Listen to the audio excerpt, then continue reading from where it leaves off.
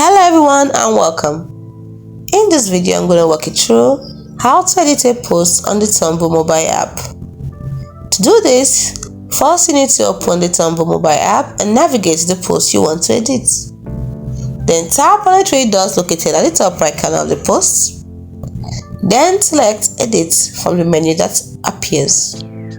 Make your changes. You can edit the text content of your post, replace existing images or add new ones. When it comes to images, you can also replace or edit existing videos. You can edit or add new links, add, remove or edit tags.